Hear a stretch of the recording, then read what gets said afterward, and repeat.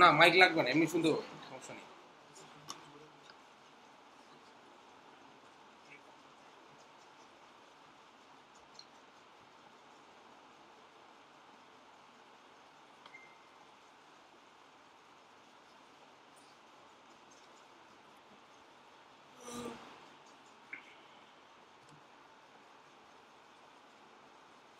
আজকের ক্লাসটা আপনাদের একটু শর্ট হবে কারণ কি, মানে যে কটা টপিক আছে এই কটা হয়তো আমি 1 ঘন্টার মধ্যে আপনাদের শেষ হয়ে যাবে, কিন্তু সময় যেটা থাকবে ওইটাতে আমি বাকি টপিকে যাব না, কারণ পেরোল একদিন পুরোটা লাগবে। মানে আমি এখানে হাফ করা যদি পরের দিন আবার হাফ করে তখন আপনার জিনিসটা কানেক্ট করতে প্রবলেম হবে। একদিনে পুরোটা করাবো, একটা সিঙ্গেল ক্লাসে থাকবে। বুঝতে পারছেন জিনিসটা? হ্যাঁ হ্যাঁ হ্যাঁ, রেকর্ড অন করা আছে অলরেডি, রেকর্ড অন হয়ে গেছে।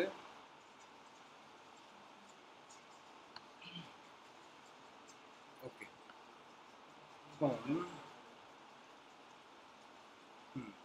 আপনাদের 6018 তো না? আচ্ছা, আমরা এখানে দেখেন স্লো হয়ে গেল।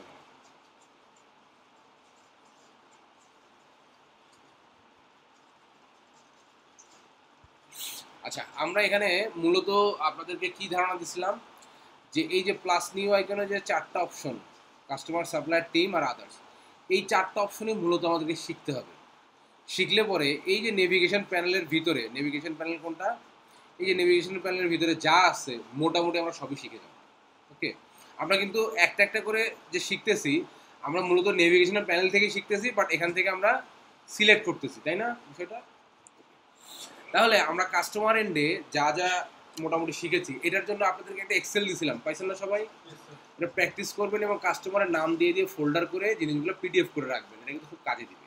ওকে, আচ্ছা এরপরে আসেন আমরা সাপ্লায়ারে যদি বসি, সাপ্লায়ারে যদি করি, সাপ্লায়ারে আমরা প্রথমে কি করছি, পারচেজ অর্ডার, পারচেজ অর্ডারটাকে আমরা কপি করছি বিলে, বিলের পর আমরা কি করছি পে বিল, বিলের টাকা কি হয় দিতে হয় না, পে করতে হচ্ছে না, দিয়ে দিচ্ছি। আচ্ছা, এখন আপনাদের বাকি আছে কি দেখেন, এক্সপেন্স চেক, সাপ্লায়ার ক্রেডিট আর এটা হচ্ছে ক্রেডিট কার্ড ক্রেডিট, এই কটাই তো, তাই না? এখন ধরেন আমরা কাস্টমারের ক্ষেত্রে কি শিখছিলাম, প্রথমে করছিলাম আমরা এস্টিমেট। এস্টিমেট কি জিনিস? কনফার্ম অর্ডার না, বাট আমি ড্রাফটে রাখি, তাই তো? এরপরে আমার অর্ডার কনফার্ম হলে এস্টিমেটটাকে, যদি এস্টিমেট থেকে অর্ডার কনফার্ম হয় তাহলে আমরা এস্টিমেটটাকে ইনভয়েসে কনভার্ট করি, তাই না? আবার সব ক্ষেত্রে আমার এস্টিমেট নাও থাকতে পারে, আমি শুধু ইনভয়েসই করতে পারি। আচ্ছা, ইনভয়েস করার মানে হলো আমার বাকিতে বিক্রি। এখন নির্দিষ্ট সময় পর আমি কি করব, টাকাটা নিয়ে নিব, তাই তো? রিসিভ পেমেন্ট করি আমরা। সেটা আমরা কিভাবে করি, ওই কাস্টমারের নামে গিয়ে কাস্টমারের নামের পাশে ক্লিক করে রিসিভ পেমেন্ট করতে পারি, অথবা এখান থেকে যে রিসিভ পেমেন্টে ক্লিক করে কাস্টমার সিলেক্ট করে রিসিভ পেমেন্ট করতে পারি। রিসিভ পেমেন্টে গেলে কাস্টমার যখন সিলেক্ট করি তখন তার এগেনস্টে যত টাকা পাওনা আছে সবগুলো ইনভয়েস আমাকে শো করে, সবগুলো ইনভয়েসের টাকা যদি একবারে দিয়ে দেয় একবারে, অথবা যে ইনভয়েসটা দিবে শুধু সেই ইনভয়েসের মধ্যে টিক দিয়ে বাকিগুলো টিক তুলে দিয়ে আমি রিসিভ পেমেন্ট করতে পারি। ওকে, এরপর আর কি করতে পারি, যদি আমার প্রোডাক্ট ফেরত আসে তাহলে আমরা করি ক্রেডিট নোট, সেটা যদি টাকা পাওয়ার আগে হয়। আর টাকা পাওয়ার পরে হলে আমরা কি করি, রিফান্ড রিসিট করি। আর যদি নগদ টাকায় বিক্রি করি তাহলে কি করি, সেলস রিসিট করি। আর credit note, sorry delete credit আর ডিলেট চার্জ হচ্ছে ভুয়া জিনিস, এগুলো দরকার নেই। সম্ভাব্য কি জানি বলে এটাকে, প্রোডাক্ট রিটার্ন আসতে পারে, এটা আমি একটা নোট রাখলাম, আসবে কিনা জানি না। এগুলো আসলে এরকম প্র্যাকটিক্যাল হয় না, এটা হয়তো বা কোনো কারণে কারণ দরকার ছিল, অ্যাপ্লিকেশন করছে দিছে, বাট ওরকম দরকার হয় না। আচ্ছা, এরপরে আসেন সাপ্লায়ার এন্ডে আমরা কি করছি, যেটা বললাম প্রথমে পারচেজ অর্ডার করছি। আমি এখানে পারচেজ অর্ডার করলে সাপ্লায়ার আমার নামে কি করছে, এস্টিমেট করছে। আমি পারচেজ অর্ডার করছি, সাপ্লায়ার নামে এস্টিমেট করছে, মানে আমার অর্ডারটা আমি কনফার্ম করি না, সে ওটা কনফার্ম হিসেবে লিখে নেয়। ওকে, তারপর আমি যখন কনফার্ম করছি, বিল করছি, সে কি করছে, ইনভয়েস করছে। তারপর আমি কি করছি, পে বিল করছি, সে কি করছে, রিসিভ পেমেন্ট করছে। ওকে, এখন ধরেন নগদ টাকায় বিক্রি করবো, নগদ টাকা আমি কিনবো, সে আমার কাছে নগদ টাকায় বিক্রি করবে। আমরা কি করছি, বিক্রি করার সময় সেলস রিসিভ করছি, তাই না? আর এই ক্ষেত্রে আমরা করব হচ্ছে এক্সপেন্স। আমরা এর আগে যা করছি বাকিতে ক্রয় বিক্রয় করছি, এখন আমি নগদ টাকায় কিনবো। নগদ টাকায় কিনলে আমি সরাসরি করব এক্সপেন্স, আর সে কি করবে, সেলস রিসিভ করবে। তার জন্য আমি কি কাস্টমার তো, সে করবে সেলস রিসিট আর আমি করব কি এক্সপেন্স। তাহলে আসেন এক্সপেন্সে যাই।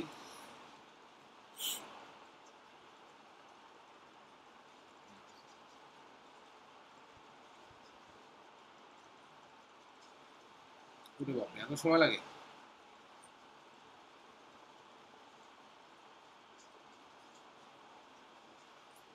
কারেন্ট আসার পর মনে হয় আবার এটা স্লো হয়ে গেল না? আচ্ছা, দেখেন আমরা ক্লিক করছিলাম কোথায়? সাপ্লায়ার থেকে এক্সপেন্সে, সরাসরি আমরা কিনবো। ওকে, আচ্ছা দেখেন এখানে বলতেছে পেই, কাকে টাকা দিব, এখানে সব সাপ্লায়ারের নাম। ধরেন আমরা কার কাছে কিনবো? গোমেজ। পেমেন্ট অ্যাকাউন্ট, দেখি নগদ টাকায় কিনতেছি না, তাহলে আগে তো টাকার কথা আসবে, টাকা কোথেকে দিবা? টাকা দিব ওয়েলস ফার্গো থেকে। ওকে, ওয়েলস ফার্গো ব্যাংকে আমার টাকা আছে কত? 44,118 টাকা আছে। ওকে, আচ্ছা ডেট দিলাম, ধরেন একটু ব্যাক ডেটে করি 1 তারিখে। মানে ঘটনাটা ঘটছে আমার কত? অগাস্টের 1 তারিখে। আমি আজ অ্যাকাউন্টেন্ট, আজকে আমি এটা এন্ট্রি দিচ্ছি। সব ক্ষেত্রে কিন্তু তাই হবে, মানে আমি এখান থেকে করার পর ওখানে ঘটনা ঘটবে তা কিন্তু না, ঘটনা ঘটে গেছে, আমি অ্যাজ এ অ্যাকাউন্টেন্ট এখানে এন্ট্রি দিচ্ছি।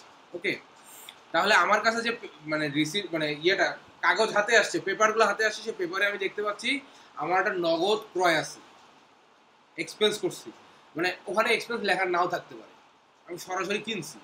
তাহলে কি হবে? আমি তখন এখানে এসে এক্সপেন্সে ঢুকবো, এক্সপেন্সে ঢুকে ওই পেপারটা দেখে দেখে আমি এখানে এন্ট্রি দিচ্ছি। ওকে, এখন দেখেন আপনাদের মনে আছে ক্যাটাগরি কি কাজে লাগে? মনে আছে না? আমাদের মূল কার্যক্রমের পাশাপাশি যদি অ্যাডিশনাল কোনো খরচ থাকে, তাহলে আমরা ওই ক্যাটাগরি ডিটেল দিয়ে ওই যে চার্ট অফ অ্যাকাউন্ট, ওই চার্ট অফ অ্যাকাউন্টে আমি খরচটা দেখাই দিই। এই ক্যাটাগরি কিন্তু আপনার সেলসের ক্ষেত্রে নাই। সেলসের ক্ষেত্রে আমার এর অ্যাডিশনাল কোনো খরচ নাই, সব খরচ কার? কাস্টমার। তাহলে এটা আমি আপাতত বাদ দিয়ে আমি আইটেম ডিটেলেই কাজ করি, যেহেতু আমার অ্যাডিশনাল কোনো খরচ নাই।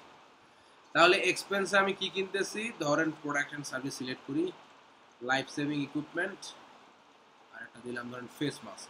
ওকে, লাইফ সেভিং ইকুইপমেন্ট কিনলাম আমি ধরেন 5টা, আর ফেস মাস্ক কিনলাম আমি ধরেন 30টা, 130 30টা। ট্যাক্স ট্যাক্স ট্যাক্স ট্যাক্স, এটা তো আমার পারচেজ, যার কারণে সব পারচেজ ট্যাক্স আসছে, ধরেন 10% করে ট্যাক্স দিলাম সবগুলোতে। এই যে এটা চলে গেলে যেখানে ক্লিক করলে পেয়ে যাবেন। হ্যাঁ, তাহলে আমার এই টাকাটা নগদ কোথা থেকে যাবে? আমার এই ব্যাংক থেকে চলে যাবে, আর ইনভেন্টরিতে আমার এটা কিন্তু যোগ হয়ে যাবে, কিনতেছি তো। ওকে, আচ্ছা এইটা আমি সেভ অ্যান্ড ক্লোজ করে দেই।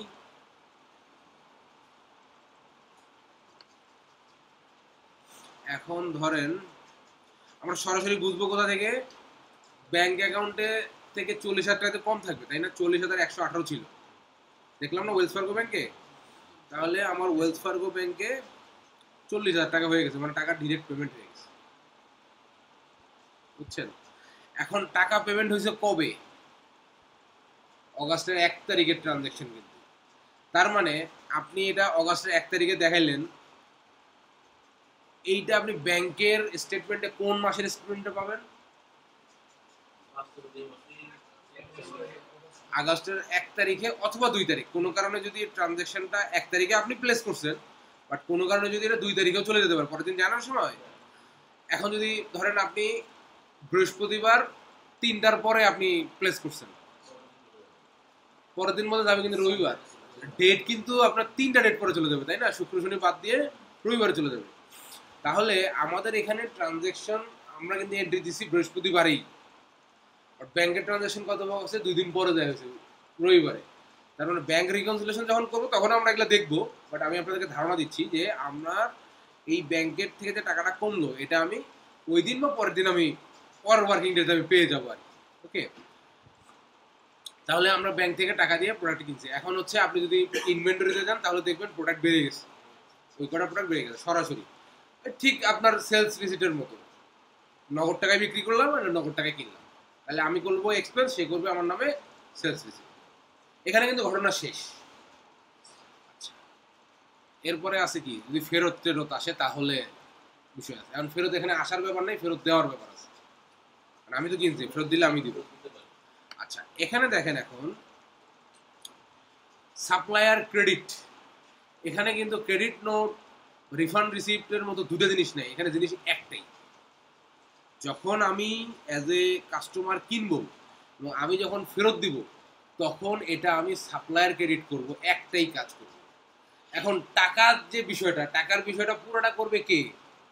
আমার সাপ্লায়ার, কারণ তার জন্য আমি কাস্টমার। তার হাতে দুইটা জিনিস, একটা হচ্ছে সে যদি আমার কাছ থেকে টাকা না পেয়ে থাকে তাহলে সে আমার নামে একটা ক্রেডিট নোট ইস্যু করে যখন আমি টাকাটা তাকে দিব তখন ওই টাকাটা বাদ দিয়ে দিব। এখানে আমার কিছু করার নাই, আমি শুধু তাকে পণ্যটা ফেরত দিছি। মানে সাপ্লায়ার ক্রেডিট মানে আমি জাস্ট আমার ইনভেন্টরি থেকে প্রোডাক্টটা বের করে দেব, ঠিক আছে? আর যদি আমি এখানে একবার যেমন এখানে এক্সপেন্স করলাম, একবার টাকা দিয়ে কিনছি না, তা আমি সাপ্লায়ার ক্রেডিট করে প্রোডাক্টটা তার কাছে ফেরত পাঠিয়ে দিব, সেই আমার নামে কি করবে? রিফান্ড রিসিট করবে। রিফান্ড রিসিট করলে আমার অ্যাকাউন্টে অটোমেটিক টাকা চলে আসবে। না, থাকবে না। সাপ্লায়ার ক্রেডিটে না, দুটোই। সাপ্লায়ার যখন আমি অ্যাজ এ কাস্টমার আমি সাপ্লায়ারকে পণ্য ফেরত দিচ্ছি, তখন আমার কাজ একটাই, সেটা হলো সাপ্লায়ার ক্রেডিট করা। বাকি টাকার কাজ করে কে? আমি যখন প্রোডাক্ট বিক্রি করছি তখন আমরা দেখছি না ক্রেডিট নোট করে পরে টাকা অ্যাডজাস্ট করে দিছি, অথবা রিফান্ড রিসিট করে একবার টাকা অ্যাডজাস্ট করে দিছি, সেটা কাজ হচ্ছে তার, এখানে আমার কাজ নেই। ওকে, যার কারণে এখানে দুইটা খুঁজলে কিন্তু হবে না, এখানে একটাই আছে, এই যে সাপ্লায়ার ক্রেডিট। এখন ধরেন আমি সাপ্লায়ারের নাম দিলাম, একটু আগে কার কাছ থেকে কিনছিলাম? গোমেজের কাছ থেকে কি কিনছিলাম? ধরেন আমি ফেস মাস্ক কিনছিলাম করে 30টা, ফেস মাস্ক আমি 10টা ফেরত দেবো, তাই তো? এই যে ফেস মাস্ক আমি এখানে লিখলাম 10টা, আমার ট্যাক্স রেট কত ছিল? 10%।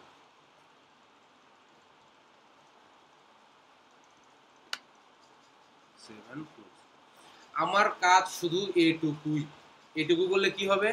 আমি কি করছি, আমি ফিজিক্যালি কিন্তু প্রোডাক্টটা ফেরত পাঠিয়ে দিছি। প্রোডাক্টটা পাঠিয়ে দিয়ে আমি সিস্টেমকে জানাইলাম যে আমি ফেস মাস্ক 10টা ফেরত পাঠিয়ে দিছি।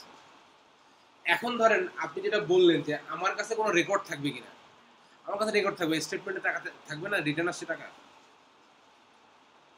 আমি যখন ব্যাংক রিকনসিলিয়েশন করব তখন কিন্তু আমি ওই স্টেটমেন্ট দেখে এটা কিন্তু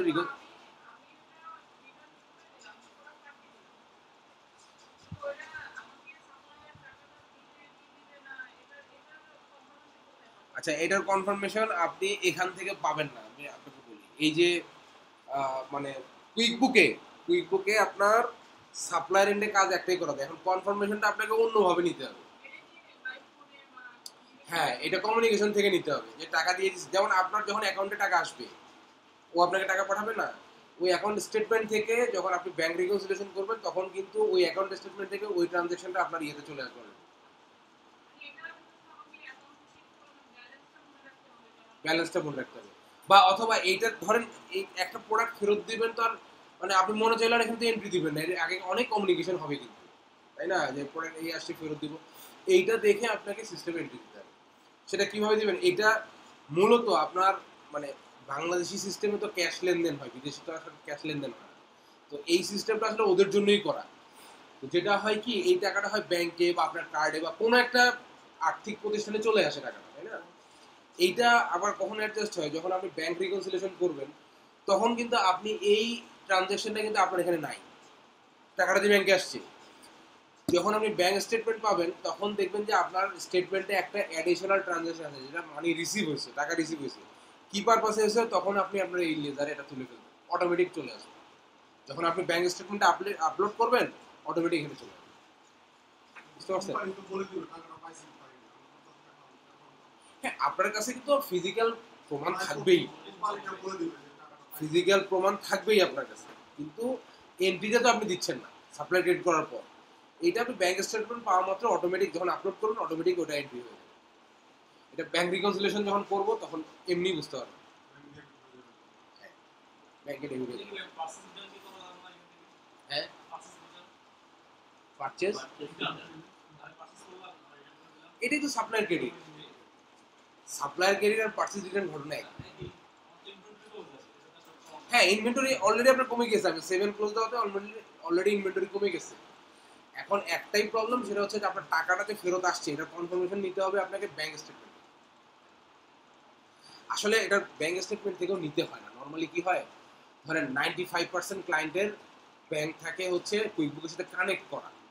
যখন টাকাটা আসে তখন এখানে অটোমেটিক্যালি এটা ব্যাংক রিকনসিলিয়েশন যখন করাবো তখন এই সিস্টেমগুলো দেখাবো, অটোমেটিক্যালি টাকাটা আপনার এখানে সিস্টেমে চলে আসে, মানে ওই ট্রানজাকশনটা সিস্টেম চলে ব্যাংক কানেক্ট করা থাকে, বুঝছেন? যার কারণে ওদের এটা নিয়ে এত মাথা ব্যথা নেই।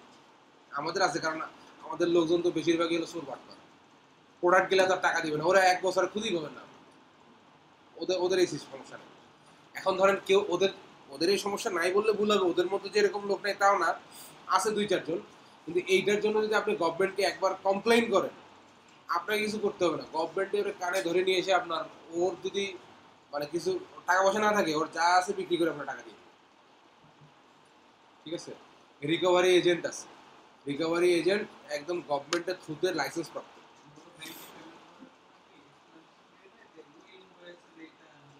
হ্যাঁ, ডেসক্রিপশনে অবশ্যই লেখা থাকে, আর ডেসক্রিপশনে যতটুকুই লেখা থাকবে আপনি দেখলেই বুঝবেন যে এটা হলো ওই ট্রানজাকশন। আর আপনি অ্যাজ এ অ্যাকাউন্টেন্ট আপনি তো একদম ব্ল্যাঙ্ক থাকবেন না। হ্যাঁ, এটা যখন ব্যাংক রিকনসিলিয়েশন করাবো তখন এমনি বুঝতে পারবেন, আমি ওই প্রসঙ্গ টেনে এনে বললাম এই কারণে, অসুবিধা নাই, এটা দেখাবো। তাহলে সাপ্লায়ারের ক্ষেত্রে আমরা কি করব, যখন আমরা প্রোডাক্ট কিনছি ফেরত দিব, তখন আমাদের কাজ একটাই, সাপ্লায়ার ক্রেডিট করে দেওয়া। বাকি টাকার ব্যাপারগুলো কি হয়, আমরা যখন নিজে প্রোডাক্ট বিক্রি করছি তখন টাকার ব্যাপারগুলো আমরা সেটেল করছি না, ক্রেডিট নোট করে অথবা সাপ্লাই রিফান্ড রিসিভ করে আমরা সেটেল করছি না, এক্ষেত্রেও সেই করব। ওকে, তাহলে দেখেন আমাদের সাপ্লায়ারের এন্ডে যে কাজগুলো হয়েছে তার মধ্যে মেইন কাজ হচ্ছে বিল। পারচেজ অর্ডার মেইন কাজ না, কিন্তু পারচেজ অর্ডার সব ক্ষেত্রে হবেও না। ওকে, বিলের পরে সেখান থেকে ওই টাইম পিরিয়ডের মধ্যে পে বিল, টাকাটা দিয়ে দাও তাকে। ওকে, আর যদি সরাসরি কিনি তাহলে এক্সপেন্স, আর যদি সরাসরি কিনি আর বিলের পর মাধ্যমে কিনি, যেভাবেই কিনি প্রোডাক্ট ফেরত দিলে সাপ্লায়ার ক্রেডিট। ওকে, আচ্ছা এরপরে আসেন ক্রেডিট কার্ড ক্রেডিট। হুম, হ্যাঁ চেকটাতে আসতেছে। চেক কিছুই না, চেক হচ্ছে জাস্ট চেক দিয়ে পেমেন্ট করা, একদম সিম্পল। মানে এটা নিয়ে কেউ মাথা ঘামাবেন না, চেক মানে হচ্ছে আপনি ব্যাংকের জায়গায় শুধু চেক সিলেক্ট করে দিচ্ছেন, মানে আপনি একটা চেক পাঠাচ্ছেন আর কি, সোজা কথা, আর কিচ্ছু না। ওকে, ফিজিক্যালি চেক না পাঠানো টাকা তুলবে কেমনি?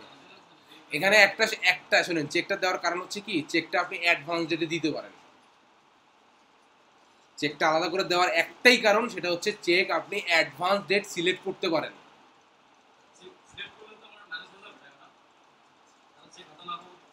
অবশ্যই মাইনাস হয়ে যাবে। চেক কি বলেন? Cheque is equivalent to cash. Cheque পাওয়া মানে আপনি পেমেন্ট রিসিভ করছেন, আপনি ব্যাংকে যাওয়ার পর ডিজনার হচ্ছে সেটা অন্য ডিফারেন্ট জিনিস। আপনি চেক দেওয়া মানে আপনি টাকা দিয়ে দিছেন, উনি কয়দিন পর উইথড্র করছে বা উনার ওখানে ডিজনার হয়েছে কিনা সেগুলো হচ্ছে পরের হিসাব। চেক দেওয়া মানে আপনার এখানে এখন থেকে টাকা কমে যাবে।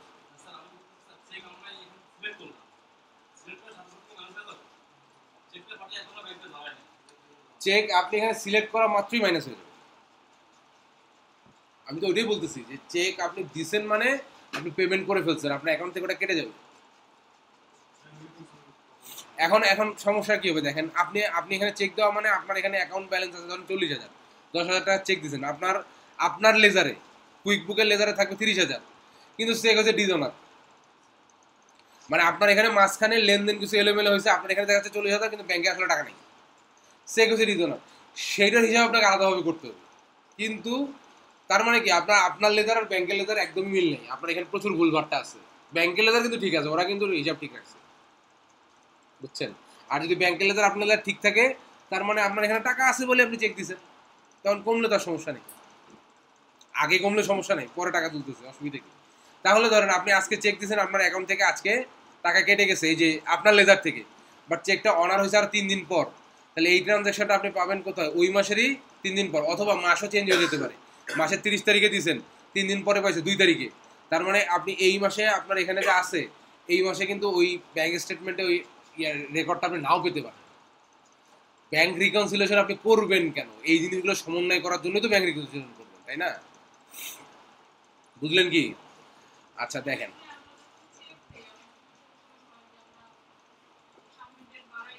হ্যাঁ বুঝি নাই। মানে অ্যাডভান্স রেটে চেক দিচ্ছেন, ধরেন আপনার টাকা আসবে 10 দিন পরে, আপনি ইচ্ছা করে আরো 5 দিন বাড়াই দিচ্ছেন 15 তারিখে। যাতে অনার হয়ে যায়, তাই তো? হ্যাঁ, এইটা কি জানতে চাচ্ছেন? হ্যাঁ হ্যাঁ, ডেট বাড়াই দিতে পারবেন।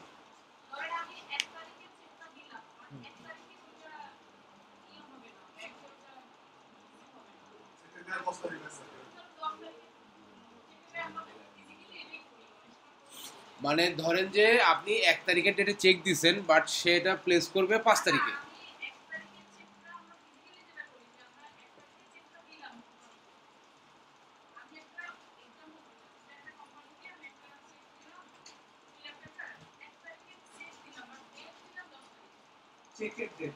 ও, ওইটাই তো বলতেছি যে অ্যাডভান্স ডেটে আপনি চেক দিচ্ছেন, এটাই বলতেছি অ্যাডভান্স ডেটে আপনি চেক দিচ্ছেন, তাই তো? না, এখানে এই সিস্টেম, এখানে হলো আপনি যেদিন চেক দিবেন ওই দিনই আপনার এটার কাউন্ট হবে, বুঝতে পারছেন?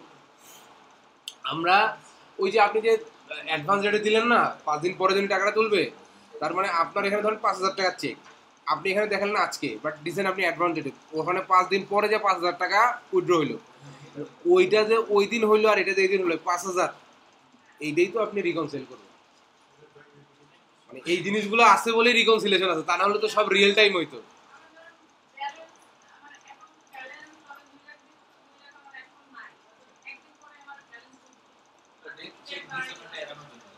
না, এটা এটা কি আপনার ধরেন ব্যালেন্স অ্যাকাউন্টে নাই, কিন্তু আপনি টাকা দিয়ে দিচ্ছেন, মানে ধরেন 2 লাখ টাকা দিচ্ছেন, আপনার ব্যালেন্স আছে ধরেন 50,000, আপনি ডেট দিচ্ছেন 2 দিন পরে, কোনো সমস্যা নেই, এটা সিস্টেমে এন্ট্রি নেবে। হ্যাঁ, যখন আপনার ওখানে প্লেস করবে তখন 2 লাখ টাকা থাকলেই চলবে, ব্যাংক স্টেটমেন্টে ওই ডেটের ইয়ে আসবে, এখানে মাইনাস দেবে, এখানে আপনার ব্যালেন্স মাইনাস দেবে। আচ্ছা, তাহলে দেখেন আমরা এই এই বিলের বিষয়টা বুঝলাম, পে বিল বুঝলাম, এবং এক্সপেন্স মানে তো আমার ডিরেক্ট টাকা দিয়ে কিনলাম।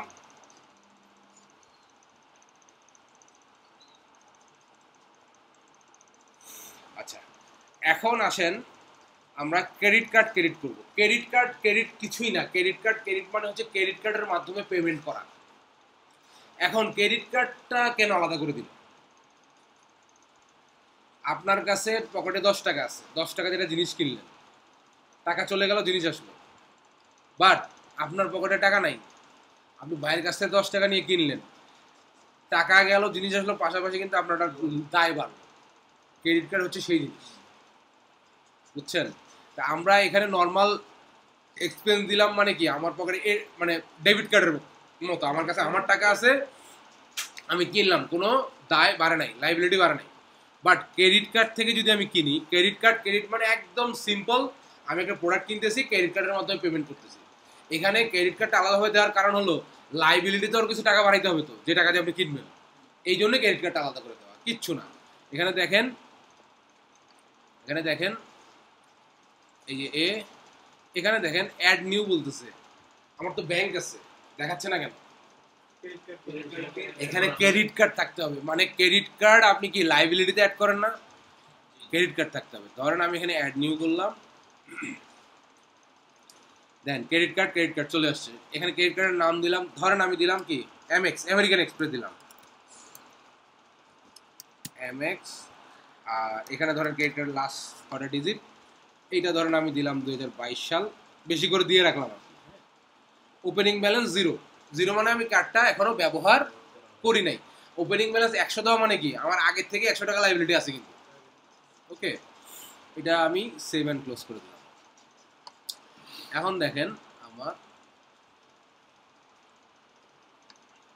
একটু রিফ্রেশ দিতে হবে।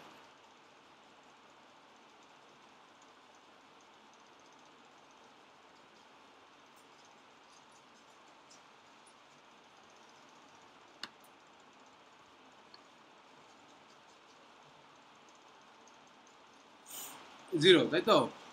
ডেট কবে? ধরেন এটা আমি একটা এক্সপেন্সই করতেছি, ডিরেক্ট কিনতেছি, হতে পারে না এরকম ডিরেক্ট কিনতেছি, অথবা আমি কোনো বিলের এগেনস্টে পেমেন্ট করতেছি, এটা হতে পারে। তো যদি ডিরেক্ট কিনি, ধরেন আমি অগাস্টের 5 তারিখে এটা ডিরেক্ট কিনছি, রেফারেন্স নাম্বার একটা দিলাম, ধরেন যেটা কিনতেছি তার একটা ইনভয়েস নাম্বার বা কিছু একটা আমি রেফারেন্স নাম্বার দিলাম, তাহলে আমি বুঝতে পারবো যে কোন ইনভয়েসের এগেনস্টে আমি এটা কিনছি, এরকম। আচ্ছা, এরপরে আসেন আমি একটা প্রোডাক্ট কিনি। ধরেন আমি সার্জিক্যাল ইকুইপমেন্ট কিনবো দুইটা, তাহলে 1200 টাকা। আমার এখানে ট্যাক্স, সেটা এক্সপেন্স ক্লেম করতে হবে, সেটা হলো আপনার লাইবিলিটি হবে, সেটা কোম্পানি লাইবিলিটি হবে না।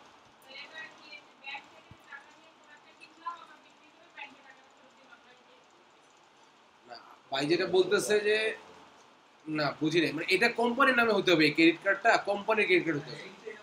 এখন আপনার নিজের ক্রেডিট কার্ড যদি আপনি কিনেন তাহলে কি হবে, আপনি পার্সোনালি এটা কিনলেন, এটা কিন্তু আপনার ক্রেডিট কার্ড কিন্তু এখানে এন্ট্রি হবে না। এইটা তখন আপনি কি করবেন, তখন আপনি as a staff expense claim করবেন, এটা আপনার এক্সপেন্স, আপনি ক্লেম করবেন। ক্রেডিট কার্ডের ফিটি যদি এক্সট্রা কিছু থাকে সেটা সহ ক্লেম করবেন, কোম্পানি পুরো টাকা দিবে। আর এই যে ক্রেডিট কার্ড দিয়ে কিনতেছেন এটা হলো কোম্পানির ক্রেডিট কার্ড, এটা আপনার না। এখন যদি এমন হয় যে ধরেন মালিক নিজের ক্রেডিট কার্ডটা কোম্পানি হিসেবে ব্যবহার করে, সেটা হতে পারে, সেটা সমস্যা নেই। হ্যাঁ, না সেটা ধরেন ধরেন আমার ব্যক্তিগত একটা ক্রেডিট কার্ড আছে, আমি এটা কোম্পানিকে দিয়ে রাখছি, ভাই তুমি এটা ব্যবহার করো, তাহলে ওইটা কোম্পানি ওটা ওই কোম্পানি হিসেবে ব্যবহার করতে পারবে। কিন্তু ধরেন যে আমি আমার এজ এ স্টাফ আমি কিনতে, আমি ধরেন আমার ক্রেডিট কার্ড দিয়ে কিছু একটা কিনছি কোম্পানির জন্য, সেটা কিন্তু আমি ওখানে দেখাতে পারবো না, বুঝছেন? আপনি আপনি যেটা বলছেন এটা ঠিক, আমি এজ এ মালিক দিতে পারি, এটা পার্সোনাল রিজনে। আমি কিন্তু মানে বিজনেস রিজনে এটা কিন্তু দিতে পারি না, মানে বিজনেসের যে ল ওই হিসেবে কিন্তু আমি দিতে পারি না। এটা হচ্ছে আমি মালিক পার্সোনাল, আমার ক্রেডিট কার্ড আমি ব্যবহার করতে দিচ্ছি এজ এ ব্যবসায়িক ইয়া হিসেবে, এটা হতে পারে। কিন্তু মূলত হতে হবে কি, ব্যবসার ক্রেডিট কার্ডই হতে হবে, বুঝতে পারছেন? হ্যাঁ, হ্যাঁ, রাইট। বাইরে কিন্তু ক্রেডিট কার্ড কোম্পানি আলাদা, আমাদের যেমন ব্যাংক ছাড়া ক্রেডিট কার্ড হয় না, মানে আমাদের দেশে ক্রেডিট কার্ডগুলো বিক্রি করে কারা, ব্যাংক। বাইরে কিন্তু ব্যাংক ছাড়াও ক্রেডিট কার্ড হয়, মানে ব্যাংকেই কম, ক্রেডিট কার্ডের কোম্পানি আলাদা। ওকে, আচ্ছা, যাই হোক, এখানে দেখেন এখানে কি হবে, দেখেন এখানে আমার টোটাল কত আসলো, 1320 টাকা। তাহলে আমি যদি এখন এখানে 7 ক্লোজ করি তাহলে আমার ক্রেডিট কার্ডের ব্যালেন্স কত আসবে, 1320। 1320 মানে আমার লাইবিলিটিতে 1320 টাকা বেড়ে যাবে। এই জন্যই ক্রেডিট কার্ডটা আলাদা করে দেওয়া, আর কিচ্ছু না।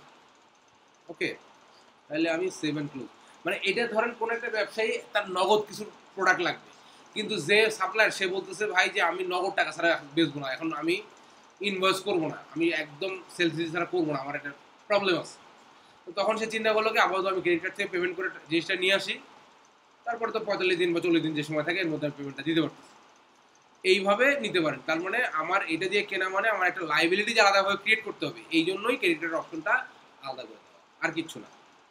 এখানে 7 ক্লোজ দিই, দিলে আমার এই সার্জিক্যাল ইকুইপমেন্ট দুইটা আমার বেড়ে যাবে। আর দেখেন ক্রেডিট কার্ডে ট্রানজ্যাকশন থেকে চার্ট অফ অ্যাকাউন্ট এমএক্স কই,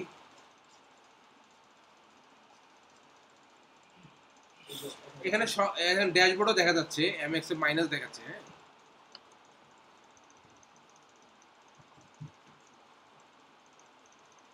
সার্চ করি, মাইনাস 1320 টাকা।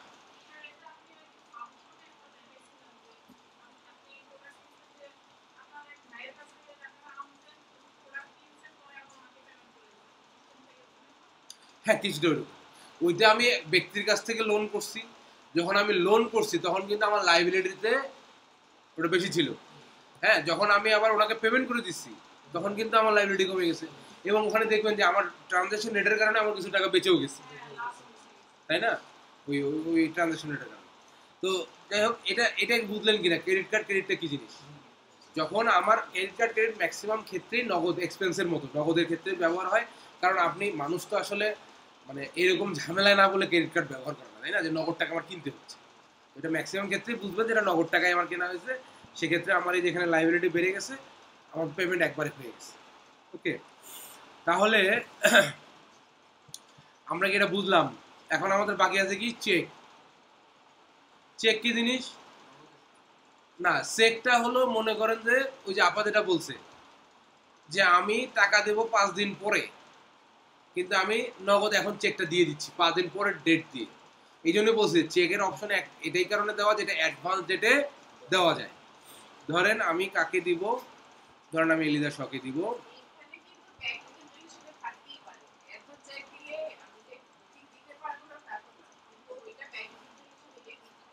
জি জি জি, ব্যাংক রিকনসিলিয়েশন আসেই তো, এই যে এইসব ভেজাল করবেন, এইসব ভেজাল যায় ওখানে ঠিক করবেন, তা না হলে ব্যাংক রিকনসিলিয়েশনের দরকারটা কি বলেন? ওকে, আচ্ছা তাহলে ধরেন চেক দিচ্ছি আমি কাল ওয়েলস ফার্গো ব্যাংকের। ওকে, ধরেন 5 তারিখে দিলাম চেক নাম্বার 2, এগুলো ঠিক আছে। এগুলো আসলে আমি অত দিচ্ছি না কেন, কারণ এগুলো হলো ডিপেন্ড করবে রিয়েল লাইফ ইয়ার উপরে। চেক নাম্বারটা আসলে কত, তখন আপনাকে অ্যাকচুয়াল চেক নাম্বারই তো দিতে হবে, বুঝছেন না? তারপরে ধরেন এই যে ট্যাগ আছে, রেফারেন্স আছে, এগুলো যখন আপনি কাজ শুরু করবেন তখন দেখবেন যে আনুষঙ্গিক অনেক ধরনের ইনফরমেশন আছে, সেগুলো তখন সেখানে বসাই দিতে হবে।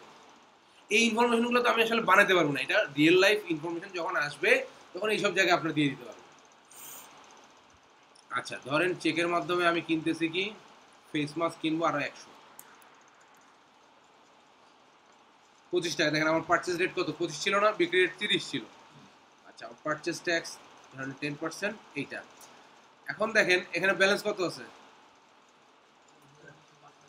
এখানে দেখেন আছে কি পেমেন্ট ডেট আপনি কবে দিবেন। ধরেন আজকে কয় তারিখ, 30 তারিখ। ধরেন পেমেন্ট ডেট দিলাম আমি 31 তারিখ, মানে অ্যাডভান্স ডেটে দিলাম না, অ্যাডভান্স ডেটে দিলাম। এটা দেখেন 7 ক্লোজ করি। অন্যগুলা কিন্তু অ্যাডভান্স ডেটে দিলে নিবে না, বুঝতে পারছেন? অন্যগুলা কি অ্যাডভান্স ডেটে দিলে নেবে না। যে ডেট আছে ওই ডেট অথবা তার পেছনের কোনো ডেটে ব্যাক ডেটে দিতে পারবে, অ্যাডভান্স ডেটে দিতে পারবেন শুধু চেকের ক্ষেত্রে। এখন আপনার অ্যাডভান্স পেমেন্ট আপনি করতে পারেন না অ্যাডভান্স ডেটে, চেক তো আপনি অ্যাডভান্সে দিতে পারেন। ওই যে আপা যেটা বললো যে আমরা মাঝে মাঝে আসলে আমার অ্যাকাউন্টে 1 লাখ টাকা আছে, পেমেন্ট করতে 2 লাখ, আমি 5 দিন পরে ডেট দিলাম যে ভাই তুমি 5 দিন পরে তুলো, তখন আমার অ্যাকাউন্টে টাকা থাকবে, তাই না? রিয়েল লাইফে এটা রেগুলারই হয়, এটা কোনো ইয়ে না। এখন এটা কি বুঝলেন কিনা সবাই, আমরা চেক কেন ব্যবহার করব? অ্যাডভান্স ডেটে পেমেন্ট দেওয়া যায় চেকে, বাকিগুলোতে কিন্তু অ্যাডভান্স ডেট দেওয়া যায় না। সব আপনার ব্যাক ডেটে করতে পারবেন, অ্যাডভান্স ডেটে করতে পারবেন। এই জন্য হ্যাঁ, এখানে আপনার এখানে আচ্ছা ব্যাংকের ইয়েটা দেখি, আসেন।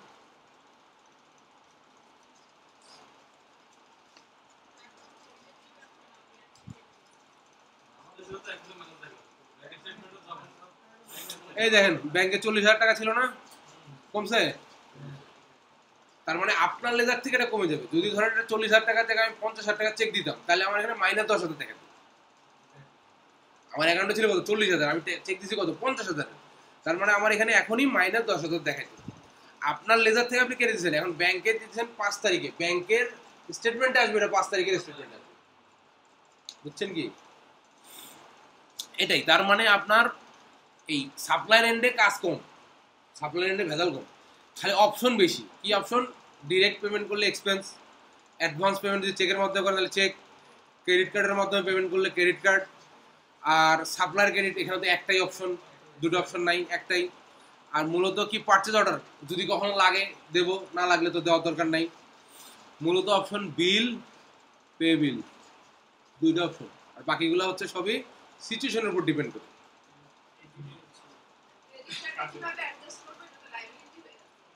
ক্রেডিট কার্ডে অ্যাডজাস্ট করবো কিভাবে? এটা আপনি ক্রেডিট কার্ডে পেমেন্ট করে দিলে অ্যাডজাস্ট হয়ে যাবে। কোথায়? হ্যাঁ, হুম, ক্রেডিট কার্ডের ব্যাংকে যে আপনি নর্মাল ক্রেডিট কার্ডের রিয়েল লাইফে কি করেন, ব্যাংকে যাকে ক্রেডিট কার্ডে পেমেন্ট করেন, ব্যাংক সিল দিয়ে দিল, ওকে ক্রেডিট। এখন সেটা নিয়ে এসে আপনি কি করবেন, ক্রেডিট কার্ডে পেমেন্ট দেখাবেন। আর কিভাবে পেমেন্ট দেখাবেন? যদি এটা জার্নাল হয় তাহলে কি হবে? না, ক্রেডিট কার্ড, ক্রেডিট কার্ডে টাকা ঢুকছে না, ক্রেডিট কার্ড ডেবিট করবেন। আর আপনি ক্যাশ দিচ্ছেন, ক্যাশ করবেন ক্রেডিট, তাই তো? জার্নাল করে এভাবে করবেন। আর যদি এখানে ক্রেডিট কার্ড আপনি পেমেন্ট করতে চান, তাহলে আপনার ওই যে ক্রেডিট কার্ড অপশনটা আছে এখানে, দেখাই আপনাকে, এই যে ব্যাংক ডিপোজিট,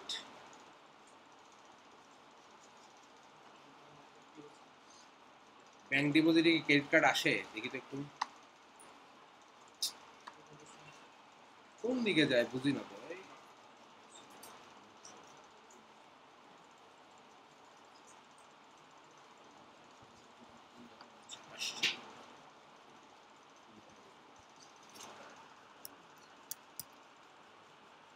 না, এটাতে ক্রেডিট কার্ড আসবে না।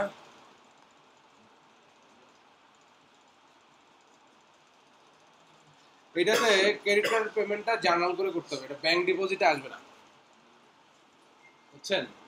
ক্রেডিট কার্ডের পেমেন্টটা আপনার করতে হবে জার্নাল করে। ওই ক্রেডিট কার্ডে আপনি পেমেন্ট করে দেবেন, ক্রেডিট কার্ড ডেবিট আর ক্যাশ ইয়ে করলে তখন অটোমেটিক্যালি আপনার ক্রেডিট কার্ডের যখন মাইনাসটা কমে যাবে আপনার লাইবিলিটি কমে যাবে।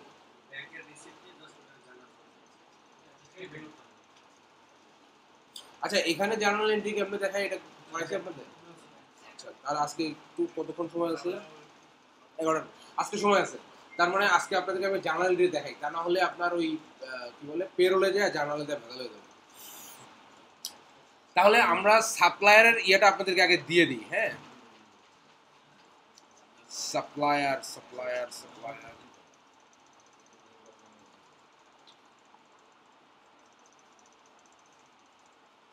কাস্টমার ইনভয়েস,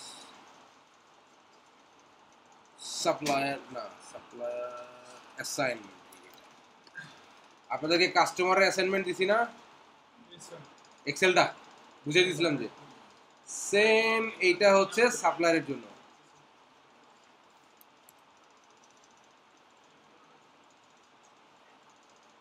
কি ব্যাপার, কপি হয়নি?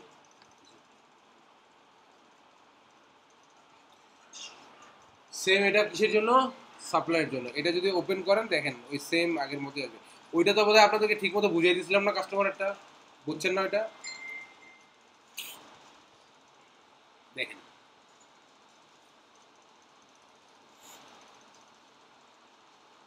প্রথম কি আছে, পারচেজ অর্ডার, এটা কে? লুনা, তাই তো?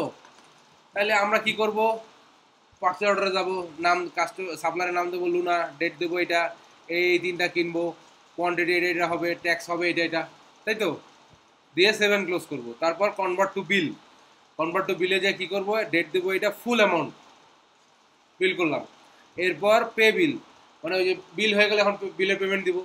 বিলের পেমেন্ট দেবো কি, এই ডেটে গিয়ে 80%, তাহলে আমরা টোটাল অ্যামাউন্টের 80%টাকে ম্যানুয়ালি হিসেব করে নিব, ওই অঙ্কটা জাস্ট টাকার ঘরে বসাই দেবো, তাহলে 80% পেমেন্ট হয়ে যাবে, বাকি অ্যামাউন্টটা এই ডেটে পেমেন্ট করবো। এইভাবে করতে পারবেন না এগুলা? করতে পারবেন না, না করতে হবে, করবেন। করার পরে যেখানে যেখানে প্রবলেম হবে, যেটা পারবেন না সেটা নিয়ে তো আমার সাথে আলোচনা হবে। আর এটা কি করবেন দেখেন, এই যে লুনার নামে একটা ফোল্ডার করবেন, করে ওর যে ট্রানজ্যাকশনগুলো করতেছেন ওই যে মোড়ে গিয়ে ডাউনলোড, পিডিএফটা ডাউনলোড করে করে প্রত্যেকের ফোল্ডার রেখে দিবেন, এগুলো কাজে লাগবে। ওই যে যখন আমরা ফাইবারের ক্লাস শুরু করবো না তখনই দেখবেন সবই লাগতেছে। হ্যাঁ, ওখানে ডকুমেন্ট আপলোড করতে হবে, যেমন অনেক ডকুমেন্ট লাগবে। ওকে, আর এগুলো হচ্ছে কি রিয়েল লাইফ এক্সাম্পল। এগুলো ধরেন কাস্টমার যদি আপনাকে বলে যে তোমার এই কি বলে অ্যাকাউন্টস পেয়েবলের এক্সপিরিয়েন্স কি, আপনি যে গিগ বানাবেন যে আমি অ্যাকাউন্টস পেয়েবলের কাজ জানি, তখন এই যে এগুলো পাঠিয়ে দিবেন তারে। অ্যাকাউন্টস পেয়েবল মানে কি, সাপ্লায়ারকে আমি টাকা দিই, তাই না?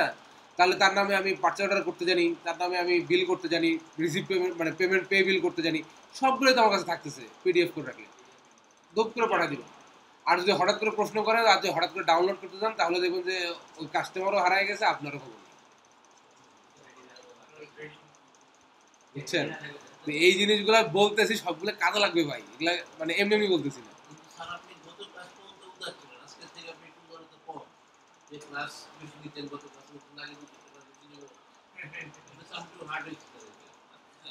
দুই চারটা ক্লাস বেশি করে আপনি করবেন কি, যদি আপনার ক্লাসের মধ্যে সব শেষ হয় তাহলে দুই চারটা ক্লাস বেশি কি করবেন? দরকার হলে নিব না, অসুবিধা নেই।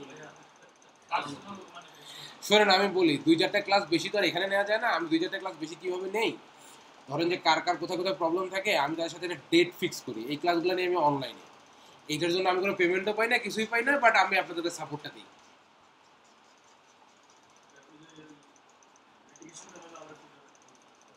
নেভিগেশন প্যানেলে, হ্যাঁ।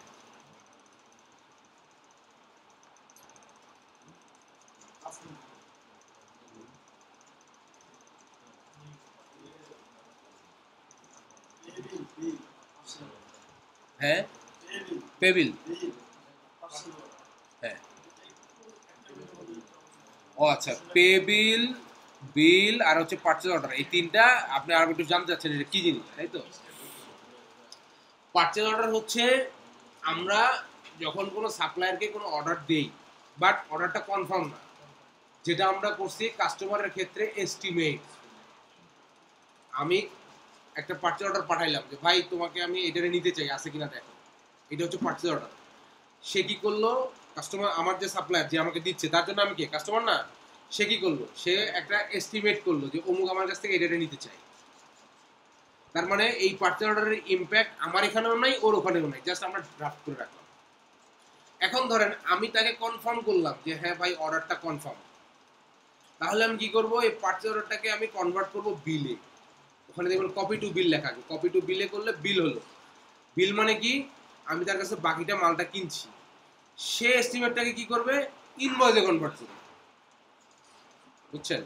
আমি পারচেজ অর্ডার থেকে যখন মানে একটা কনফার্ম না অর্ডার থেকে যখন কনফার্ম করলাম, তখন আমার বিল হয়ে গেল। বিল হয়ে যাওয়া মাত্রই তখন কিন্তু আমার লাইবিলিটি ক্রিয়েট হয়ে গেল, সে আমার কাছে টাকা পাবে, তাই না? বাকিতে কিনলাম, আর সে আমার নামে করলো কি ইনভয়েস। ইনভয়েস করলে তখন সে টাকা আমার কাছে পাবে, সে তার হবে অ্যাকাউন্টস রিসিভেবল, আমার হবে অ্যাকাউন্টস পেয়েবল। ওকে। আর পে বিলটা কি, পে বিলটা হচ্ছে আমি যখন এখান থেকে পে বিল করে ওই বিলের এগেনস্টে টাকাটা দিয়ে দিব, সে তখন কি করবে, ওই ইনভয়েসের এগেনস্টে রিসিভ পেবে।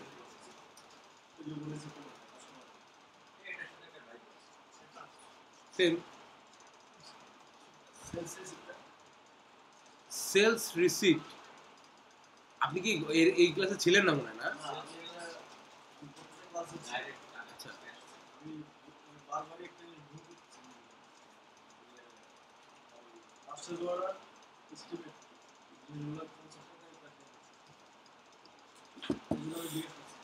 আচ্ছা আচ্ছা আচ্ছা আচ্ছা, পারচেজ অর্ডার দেখেন এখানে এটা কিসের এগেনস্টে আছে, কাস্টমার, কাস্টমার এগেনস্টে। তার মানে আমরা এই টার্মসগুলো সব ব্যবহার করব যখন আমি বিক্রি করব, কাস্টমার কাছে বিক্রি করব, তাই না? এখন দেখেন এই সেলস রিসিপ্ট অবশ্যই কার ক্ষেত্রে ব্যবহার হবে, কাস্টমারের ক্ষেত্রে।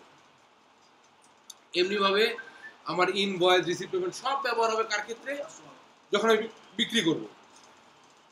সেম দেখেন সাপ্লায়ার,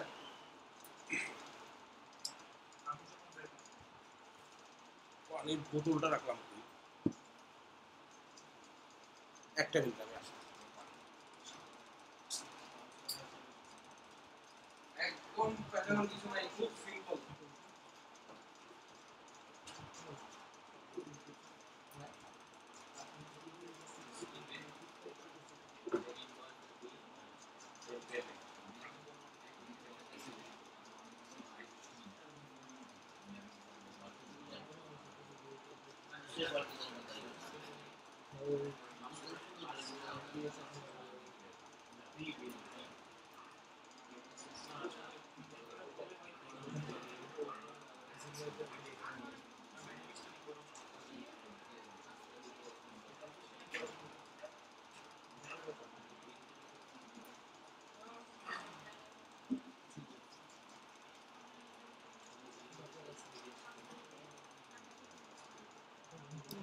ওকে। আচ্ছা, এই ঘোষক ভাই দেখেন, তাহলে এগুলো সব আমরা ব্যবহার করবো কাস্টমারের ক্ষেত্রে, এইটা মাথায় রাখবেন শুধু। হ্যাঁ, কাস্টমারের ক্ষেত্রে কি করব আমরা, যখন আমরা এই যে সেলস রিসিভ করব, এটা হলো আমরা নগদ টাকা যখন বিক্রি করি, মানে নগদ যদি উল্লেখ থাকে তাহলে করবো সেলস রিসিভ, আর নগদ উল্লেখ না থাকলে করবো কি, ইনভয়েস। ইনভয়েস মানে বাকিতে বিক্রি। এখন এই যে এই পাশে যা আছে সব আমরা কিসের ক্ষেত্রে, বিক্রির ক্ষেত্রে, কাস্টমারের ক্ষেত্রে ব্যবহার করতেছি। তাহলে দেখেন এই যে সেল, মানে প্রথমে আমরা শুরু করি কি দিয়ে, এস্টিমেট দিয়ে শুরু করি। সব ক্ষেত্রে এস্টিমেট নাও হইতে পারে, তাহলে শুরু হইতে পারে আমার হয় এস্টিমেট দিয়ে, নাহলে ইনভয়েস দিয়ে। হয় আমার ইনভয়েস দিয়ে শুরু হবে, না হলে কি দিয়ে শুরু হবে, এস্টিমেট দিয়ে শুরু হবে। যদি আমার কাছে এই কেউ পার্চেজ অর্ডার পাঠায়, এই যে পার্চেজ অর্ডার যদি কেউ পাঠায়, তাহলে আমি করব কি, এস্টিমেট করব, কনফার্ম অর্ডার না। তারপরে যখন সে আমাকে বিল করবে অর্ডার কনফার্ম, তখন আমি কি করব, এখানে ইনভয়েস করব। ইনভয়েস করার পর সে যখন টাইম হয়ে যাবে, ওই যে 30 দিন 15 দিন যে আমরা টাইম দিচ্ছি, এই টাইম দেওয়ার পরে সে আমাকে কি করবে, বিল পেমেন্ট করবে, পে বিল দিবে। পে বিল দিলে আমরা করবো এখানে রিসিভ পেমেন্ট। বুঝতেছেন কি? দেখেন রিসিভ পেমেন্ট করবো, আচ্ছা। এরপরে যদি আমরা সরাসরি বিক্রি করি মানে নগদ টাকায় ক্যাশ এখনই বিক্রি করে দিলাম, তাহলে করবো আমরা সেলস রিসিভ। আর সে আমার নামে কি করবে, এক্সপেন্স, ওখান থেকে এক্সপেন্স করলো নগদ টাকায়। আচ্ছা, এরপরে দেখেন যদি প্রোডাক্ট ফেরত আসে, ক্রেডিট নোট। যদি আমি টাকা পাওয়ার আগে ফেরত আসে, যদি টাকা পাওয়ার আগে ইনভয়েস করছি কিন্তু এখন টাকা তো পাই নাই, টাকা পাবো দুদিন পরে, তার আগে আমি ফেরত দিয়ে দিছে, তাহলে আমি ওটা অ্যাডজাস্ট করে ক্রেডিট নোটটা অ্যাডজাস্ট করে দেবো।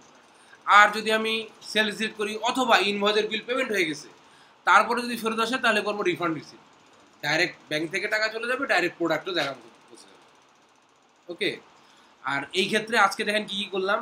এই ক্ষেত্রে মূলত কাজ কি, এই সাপ্লায়ারের ক্ষেত্রে মূলত কাজ কিন্তু তিনটা। হ্যাঁ আমার মালটা সেল হয়ে গেছে, হ্যাঁ ওর সাথে আমার সাথে সব পেমেন্ট সব কমপ্লিট। এখন সে বলতেছে ভাই আমার মালটা আমি নিব না। হ্যাঁ তখন কি আমি রিফান্ড রিসিভ করতে পারবো? রাইট, তার সাথে বেচা বিক্রি শেষ, লেনদেন শেষ, কমপ্লিট। কমপ্লিট। এখন ধরেন যে টাকা পয়সার লেনদেন সব শেষ, তার মধ্যে একটা প্রোডাক্ট বেরোছে, ডিফল্ট প্রোডাক্ট বেরোছে, মনে করেন ডিফল্টই প্রোডাক্ট বেরোছে। রিফান্ড করার কাছে বা হচ্ছে ওকে বললাম ও শুনলো যে হ্যাঁ ঠিক আছে আমি এটা করব। হ্যাঁ, তো আপনিও এগ্রি করলেন যে হ্যাঁ আমি এটা নিচ্ছি। তখন আপনি যদি এগ্রি করেন তাহলে তো ওই প্রোডাক্টটা ফেরত আসা মানে কি, আপনার ইনভেন্টরি তো যোগ হবে, আর আপনার ব্যাংক থেকে টাকাটা তাকে দিতে হবে। তখন আমরা রিফান্ড রিসিভ করবো। রিফান্ড রিসিভ করলে একবারে কি হয়, ওই প্রোডাক্টটা যখন আমরা সিলেক্ট করি তখন আমার ইনভেন্টরিতে ওটা যোগ হয়ে যায়, আর আমার ব্যাংক থেকে যে ব্যাংক সিলেক্ট করে দিব ওই ব্যাংক থেকে টাকাটা তার এখানে চলে যাবে। সেলটা অটোমেটিক সব দিকে ইম্প্যাক্ট করবে, সেল কমে যাবে, হ্যাঁ সব দিকে ইম্প্যাক্ট করবে। সাপ্লাই গেটটা হচ্ছে পার্সেন্ট। সাপ্লায়ার ক্রেডিট হচ্ছে যদি আমি নিজে কেনার পর কিছু ফেরত দিই, সেটা টাকা পাওয়ার আগে হোক পরে হোক, ফেরত দিলে আমি শুধু একটা কাজই করবো, সেটা হচ্ছে সাপ্লায়ার ক্রেডিট করবো। টাকার হিসাব কিন্তু সব থাকে কার কাছে, যে বিক্রি করে তার কাছে। যদি টাকা পাওয়ার আগে হয় সে তাহলে ক্রেডিট নোট করে অ্যাডজাস্ট করে নেয়, আর টাকা পাওয়ার পরে হলে সে টাকাটা ফেরত দেয়। এখন টাকাটা যে ফেরত দিল এখানে তো আমি এন্ট্রি করলাম না, এটা আমি এন্ট্রি পাবো কোথায়, ব্যাংক স্টেটমেন্ট থেকে। যখন আমরা ব্যাংকের কাজ করবো তখন আমরা এটা অটোমেটিক এটা পেয়ে যাবো। বুঝছেন কি? তারপরে যদি দেখেন কোনো টপিকে যদি আপনার কনফিউশন থাকে এখনো বলেন, আমি আবার বলবো, কোনো অসুবিধা নেই। যেটা প্রবলেম ছিল রিফান্ড রিসিপ্টটা সাপ্লাই পার্সেল ওয়ার্ডের রিফান্ড মানে এই দুটার মধ্যে আপনার একটা কনফিউশন হচ্ছিল, তাই তো? এটার মধ্যে দুটোর সাথে দুটো রিলেশন করব। রিফান্ড রিসিপ্টের সাথে সেলস রিসিপ্টের সাথে আর সাথে পার্সেল অর্ডার। আচ্ছা আচ্ছা, না এখন বুঝছেন তো? হ্যাঁ বিল হবে, হ্যাঁ আমি তো বললাম এখানে কাজ হবে মূলত বিল আর পে বিল। এই যে যদি ধরেন আপনি বিল, পে বিল আর এক্সপেন্স নগদ টাকায় কেনা, যদি চেক দেন অ্যাডভান্স ডেটে কখনো তাহলে চেক ব্যবহার করবেন, যদি ক্রেডিট কার্ডের মাধ্যমে কিছু কেনেন তাহলে ক্রেডিট কার্ড ব্যবহার করবেন। এছাড়া কিন্তু আর এখানে তেমন কোনো কাজ নাই। আর যদি কালে ভদ্রে প্রোডাক্ট ফেরত দেন তাহলে সাপ্লাই ক্রেডিট করবেন। এই যে এক্সেলটা দিলাম না একটু আগে গ্রুপে, এই এক্সেলটা প্র্যাকটিস করলে এইগুলো সবই পেয়ে যাবেন, সবগুলো প্র্যাকটিস হবে। আর আগে যে কাস্টমারটা দিছি ওটা প্র্যাকটিস করলে এই কাস্টমারটা সবগুলো প্র্যাকটিস হবে। বুঝছেন?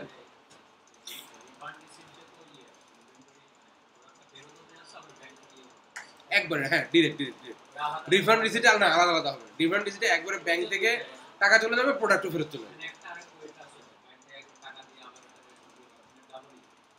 কোনটা ক্রেডিট নোটে? না ক্রেডিট নোটেও একবারে, ক্রেডিট নোটটা হচ্ছে কি, আমি নোট রাখলাম যে প্রোডাক্ট আমার কাছে ফেরত আসছে, এটার জন্য আমি এত টাকা অ্যাডজাস্ট হবে, তাহলে কোনটা? হ্যাঁ একসাথে একসাথে একসাথে দুটো অপশন, হ্যাঁ একসাথে। আলাদাভাবে করতে যাচ্ছেন? হ্যাঁ হ্যাঁ করা যাবে, করা যাবে, আলাদাভাবে করা যাবে। হ্যাঁ হ্যাঁ হ্যাঁ আলাদাভাবে করা যাবে, করা যাবে। হ্যাঁ হুম হুম।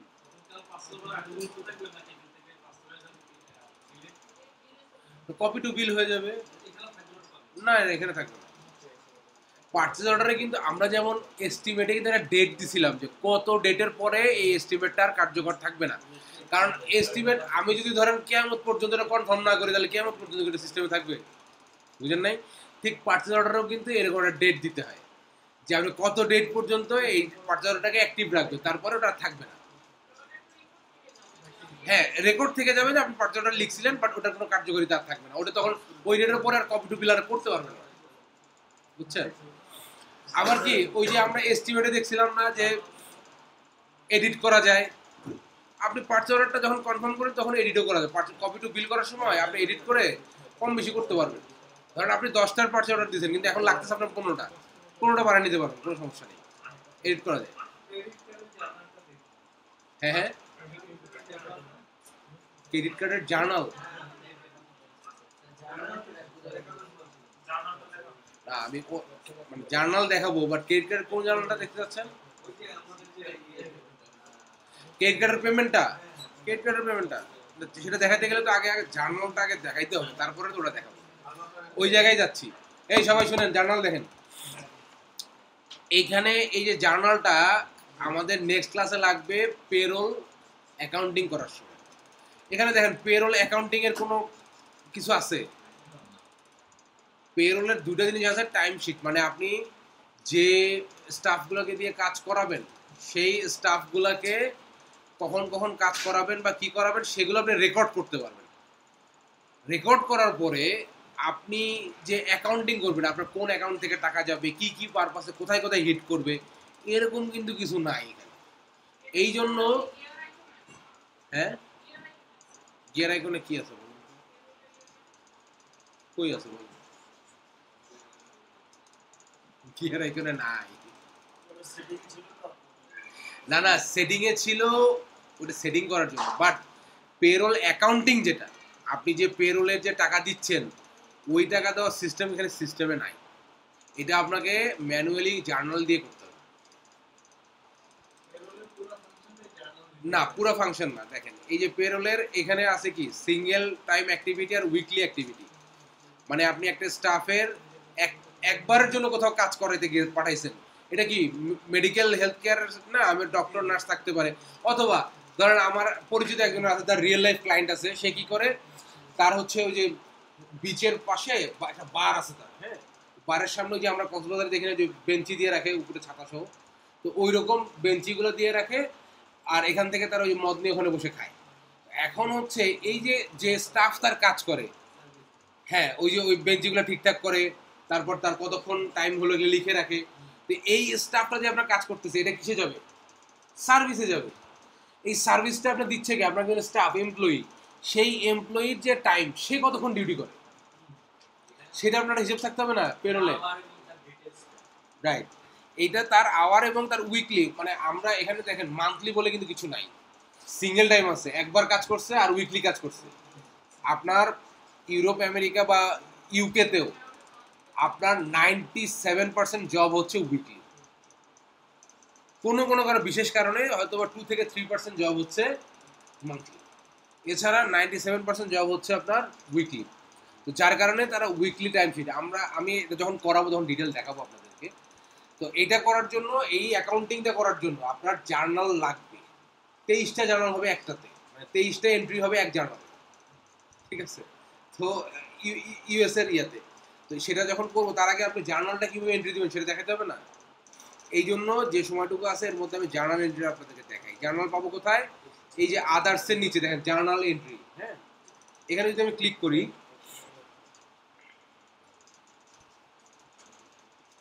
এখানে ক্লিক করলে দেখেন আমার আসছে ডেট, ধরেন আমি ডেট দিলাম হচ্ছে 15 তারিখ। এখন আপনি একটা জার্নালের কথা বললেন যে ক্রেডিট কার্ডের পেমেন্টটা আমি কিভাবে দেখাবো, এখানে দেখেন, এখানে কি বলছে, অ্যাকাউন্ট, এটা ডেবিট, এটা ক্রেডিট, ডেসক্রিপশন এগুলো পরের বিষয়, হ্যাঁ। আমাকে প্রথমে অ্যাকাউন্ট সিলেক্ট করতে হবে। ফার্স্টে ডেবিট হবে কোন অ্যাকাউন্টে? ক্রেডিট কার্ড ডেবিট হবে, তাহলে আমাকে এখানে ক্রেডিট কার্ডের চার্ট অফ অ্যাকাউন্টটা সিলেক্ট করতে হবে। এটার নাম কি? এমএক্স। এই এমএক্স কার্ড, টাকা কত? 1320 টাকা ডেবিট করলাম। এখন টাকাটা দিছি কোত্থেকে? না, আমি ক্যাশ থেকেও দিতে পারি, ব্যাংক থেকেও দিতে পারি। ধরেন আমি টাকাটা দিছি ওয়েলস ফার্গো থেকে, অথবা আমি এখানে ক্যাশও সিলেক্ট করতে পারি, ক্যাশে জমা দিতে পারি। ধরেন আমি আমার ওয়েলস ফার্গোর যে ব্যাংকের অ্যাপ আছে সেখান থেকে আমি ক্রেডিট কার্ডে পেমেন্ট করতে পারি, করতেই পারি, এটা কোনো বিষয়ই না। তাহলে আমার দেখেন ক্রেডিট কার্ড লেখা লাগলো না, অটোমেটিক চলে আসলো। তাহলে 1320 টাকা আমার কি হলো? ডেবিট, আর ব্যাংক থেকে 1320 টাকা। তার মানে আমার যে Wells Fargo bank, Wells Fargo ব্যাংকের এখন আছে কত, 40,000 সামথিং আছে না, না 60,000, 60,000 সামথিং, সেখান থেকে আমার 1320 টাকা কমবে। আর এই যে 1320 টাকা আমার লাইবিলিটি হয়ে আছে কোথায়, এমএক্স এ, এটা আমার জিরো হয়ে যাবে। তাহলে আমি ডেসক্রিপশনে এখানে কি লিখতে পারেন, লিখতে পারেন যে হচ্ছে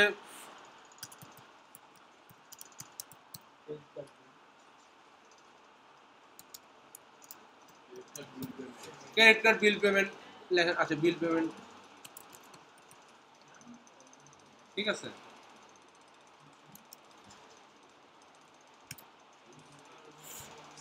এখন দেখেন এখানে নেম আর ট্যাক্স যেটা আছে, ট্যাক্স কিন্তু আমরা এখানে সিলেক্ট করব না, কারণ আপনি যদি ধরেন এই 1320, এই 1320 টাকা তো আপনার অ্যাকাউন্ট থেকে আপনার অ্যাকাউন্টে যাচ্ছে, এটার উপর কোনো ট্যাক্স আছে? কেন সিলেক্ট করবেন এটা বুঝলেন? এটা কিন্তু এটা কিন্তু টোটাল, আমরা কিন্তু বিক্রির সময় ট্যাক্স দিছি তাই না, ট্যাক্স দিয়ে তো 1320 টাকা হয়েছে, সেই 1320 টাকাকে আমরা জাস্ট আমার এক অ্যাকাউন্ট থেকে আর অ্যাকাউন্টে নিচ্ছি, এখানে কি ট্যাক্স দিব? স্যার এটা যদি স্যার রিপোর্টস কি অটো জমা পাওয়া যাবে না? অটো যে জার্নালগুলো করা থাকে রিপোর্টস আছে। হ্যাঁ, জার্নাল রিপোর্ট আছে তো, অবশ্যই রিপোর্টে গিয়ে আপনি খালি সার্চ করে জার্নাল লিখবেন, সব জার্নালই পাবেন। আচ্ছা, ভুলের সম্ভাবনা কমে যাবে এখানে দেখা আর কি। হ্যাঁ হ্যাঁ, সমস্যা নেই। আচ্ছা, এই যে সেভ এন্ড ক্লোজ দিলাম, ক্লোজ দিলে তাহলে আমাদের ইমপ্যাক্ট কোন জায়গায় পড়বে?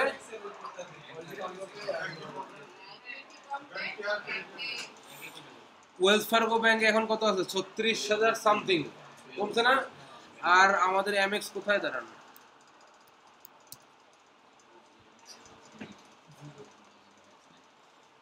হ্যাঁ, স্যার ডাবল নেগেটিভ ডাবল হলো কেন?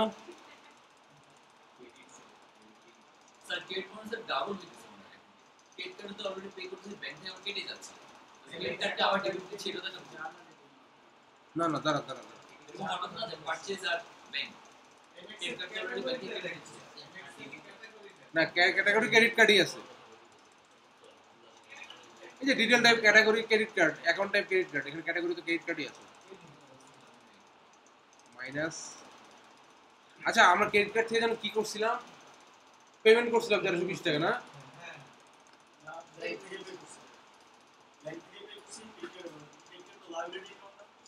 না না না, আমরা 1320 টাকা আমার কেন হয়েছিল, 1320 টাকা হয়েছিল আমি ক্রেডিট কার্ডে পেমেন্ট করছিলাম। হ্যাঁ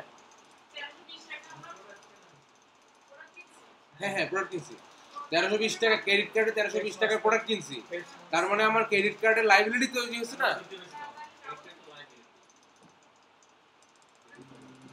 স্যার ক্রেডিট কার্ডে যে প্রোডাক্ট কিনেছি, কিনে এসে স্যার পারচেজ অ্যাকাউন্টে একটা ডেবিট থাকে কম ছিল না? হ্যাঁ, পার্চেজ অ্যাকাউন্টে ডেবিট আছে।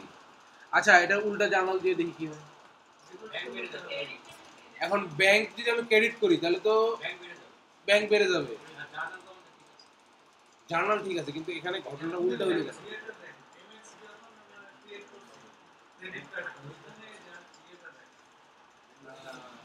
আমরা এখান থেকে ব্যাংক ক্রেডিট করছি আর এমএক্স ডেবিট করছি না, তাহলে তো জার্নাল তো ঠিক আছে, কিন্তু আমার হচ্ছে না, ওটা ক্রেডিট কার্ডই দেওয়া আছে, অ্যাকাউন্ট টাইপ ডিল টাইপে ক্রেডিট কার্ড দেওয়া আছে না, ক্রেডিট কার্ড সিল করার মানে অটোমেটিক ওটা লাইবিলিটি চলে যাবে। আছে আছে, ক্রেডিট কার্ড সিলেক্ট করা মানেই ওটা লাইবিলিটি হবে, লাইবিলিটির জন্য ওটা ক্রেডিট কার্ড করছে, হ্যাঁ, এটা ডিফল্ট লাইবিলিটি চলে যাবে। কিন্তু এখানে আমরা ভুলটা করছি কোথায় একটু দেখি, দাঁড়ান।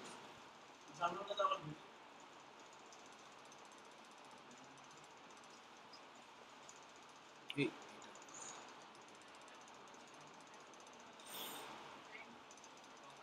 আচ্ছা, আমরা একটু রিপোর্টে যাই। হ্যাঁ, হুম,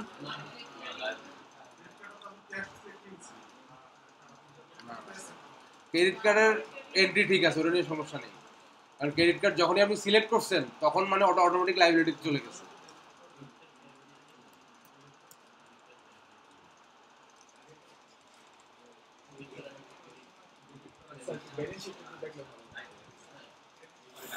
দাঁড়ান, জার্নাল দেখি, দিস মান্থ, দিস মান্থ হলে তো এটা দিয়ে হবে। টুলে দিলে ওনা আপনি যে ইজি হবে না আজকে যেটা করা হচ্ছে না ওটা আজকে ডেটে করা হয়নি।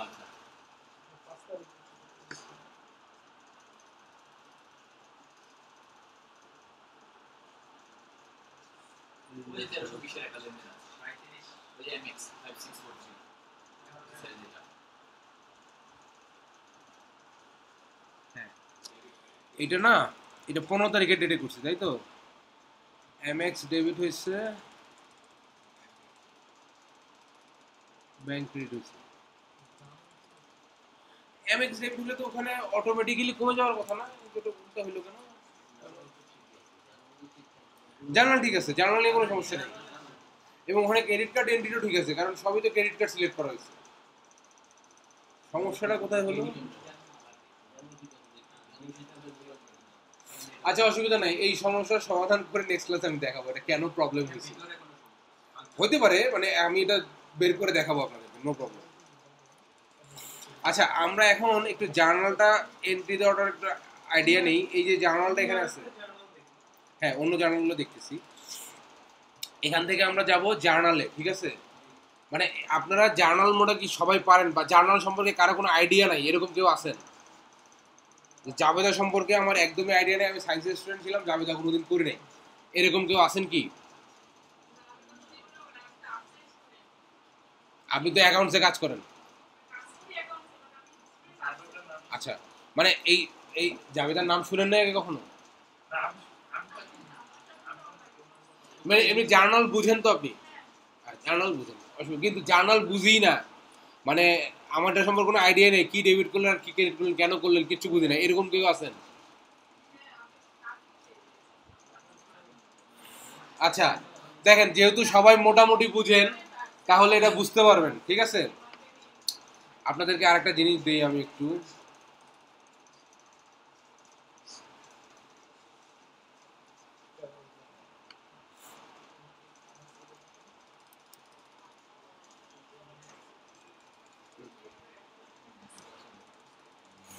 এই জার্নালগুলো সবাই প্র্যাকটিস করবেন বাসায়, হ্যাঁ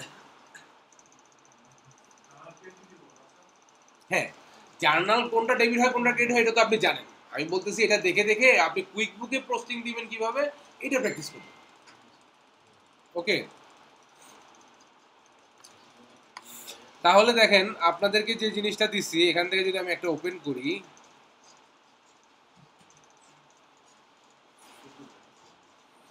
মানে এইটা এইটা সবই আপনারা বুঝেন, মানে আমি আপনাদেরকে দিছি কুইক বুকের প্র্যাকটিসের জন্য, আর কিছু না।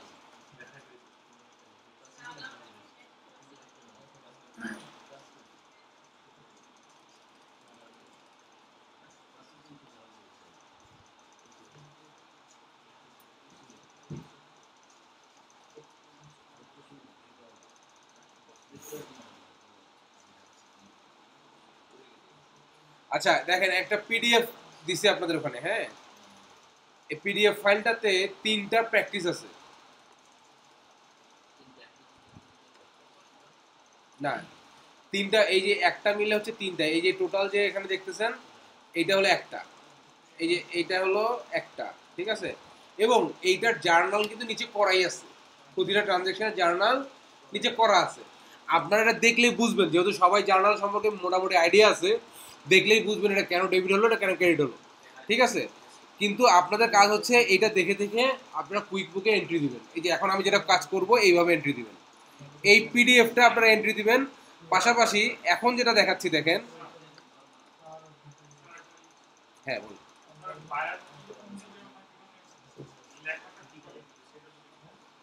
বায়ার লেখা কিভাবে দিবে সেটা আমি কেমনে বলবো? এগুলো নিয়ে পরে কথা বলবো ভাই, আপনারা আগে বেসিক জিনিস শিখেন। আপনি বেসিক না শিখে বায়ারে গেলে তো হবে না।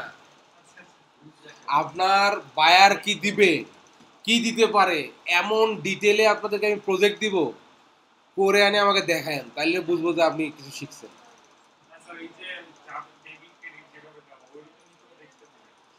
না না না এইভাবে দেখতে হবে না ভাই, আমি আপনাকে বলি দেখেন, এই যে এটা দেখেন, সবাই একটু দেখেন, ভাই একটা প্রশ্ন করছে, প্রশ্নটা হচ্ছে যে এই জার্নাল যে এন্ট্রি দিব এটা বায়ার কি আমাকে এরকম বানায় দিবে নাকি? না, এভাবে দিবে না। বায়ার কি দিবে, বায়ার আপনাকে দিবে এইটুকু জায়গা দিবে, শুধু এটা আপনাকে পাঠায় দিবে ওকে। এখানে বলে দেখেন বলা আছে কি, জ্যাসলি is a sole proprietor having a provisioning store following are the transactions during the month of January 2022 জানুয়ারির এটা কি ট্রানজ্যাকশন কিছু নিচে আছে। জার্নাল করতে বলছে, ডেট কবে 5 জানুয়ারি 2022। তাহলে আমরা এখানে দেখেন কি কি পাচ্ছি, কমেন্স বিজনেস উইথ ক্যাশ 80,000, তার মানে সে কি করলো, লেখা আছে ব্যবসা শুরু করলো ক্যাশ টাকা কত নিয়ে, 80,000 নিয়ে। এখন এখানে কি কোনো কাস্টমার আছে, এখানে কোনো সাপ্লায়ার আছে? তাহলে আপনি তো শিখছেন কাস্টমার সাপ্লায়ার, তো এটা এন্ট্রি দিবেন কেমন ভাই? জার্নাল কিন্তু জানতেই হবে, সবকিছু কিন্তু কাস্টমার আর সাপ্লায়ার ছাড়া সবকিছু কিন্তু আপনার জার্নাল দিয়ে করতে হবে। বাকি অ্যাডজাস্টিং এন্ট্রি যা আসবে সব জার্নাল দিয়ে করতে হবে। জার্নাল কিন্তু আপনাকে আগে পরে বুঝতেই হবে ওকে। এটা হচ্ছে জার্নালাইজ করার মতো আবার চার্ট অফ অ্যাকাউন্ট প্লাস ওই কিসে ওই ওনার সিকিউরিটি স্টেটমেন্ট বা ওই যে কি ব্যালেন্স শিট ওখানে চলে আসবে। হ্যাঁ, আপনি কুইক বুকে জার্নাল করতেছেন কিভাবে? কুইক বুকে জার্নাল করতেছেন আপনার এখানে তো এই যে অ্যাকাউন্টই দিচ্ছেন, অ্যাকাউন্ট মানে কি চার্ট অফ অ্যাকাউন্ট, এখানে না থাকলে এটা অ্যাড করে দিতে হবে।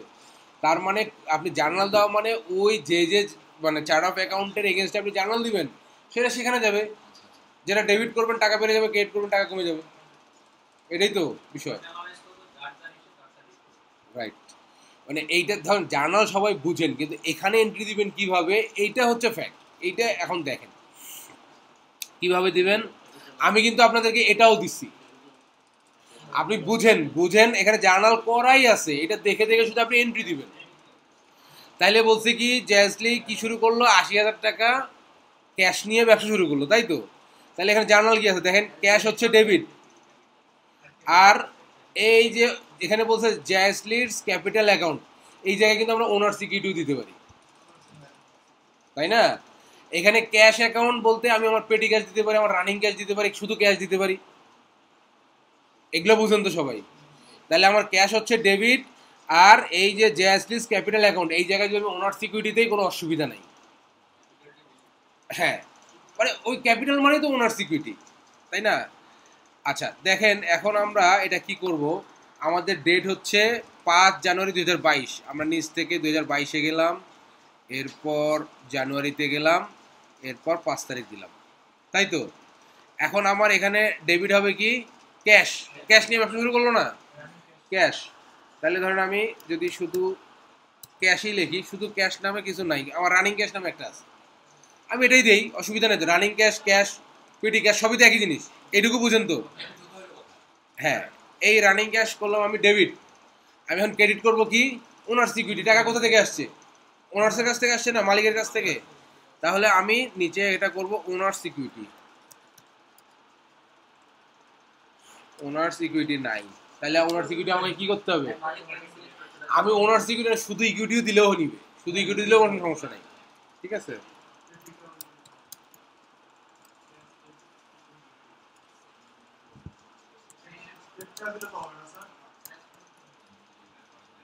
জি জি, হ্যাঁ হ্যাঁ, ক্যাপিটাল দিলে হবে। আপনি এখন যেটাতে ভালো বুঝেন, আপনি তো অ্যাকাউন্টেন্ট, এই শিল্প তো আপনার কাছে। কোনটা কি নামে দিয়েছেন, ধরেন একটা ক্যাপিটাল নামে দিয়েছেন আর একটা ইকুইটি নামে দিয়েছেন, তাহলে কিন্তু আর মানে টোটালে যা মিলবে কিন্তু আপনার কিন্তু তখন আর হিসাব থাকবে না।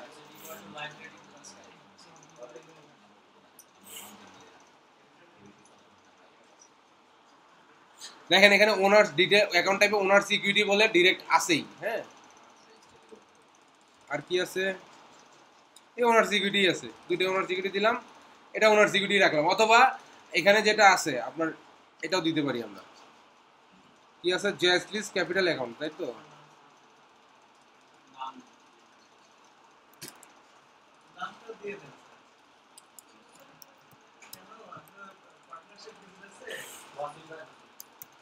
হ্যাঁ, তাহলে জ্যাসলিস ক্যাপিটাল অ্যাকাউন্ট দিলাম, এটা দিলেও হবে, তাই তো? এখন দেখেন এই যে চার্ট অফ অ্যাকাউন্টটা, এটার অ্যাজ অফ ডেট আমাকে নিতে হবে কোথায়, 2022-এর 5 জানুয়ারি অথবা তার আগে। এটা 2024 দিলে কি বলবে যে এই চার্ট অফ অ্যাকাউন্ট তো তোমার ওই সময় ছিল না, তুমি এটা কেমনে এন্ট্রি দিবা?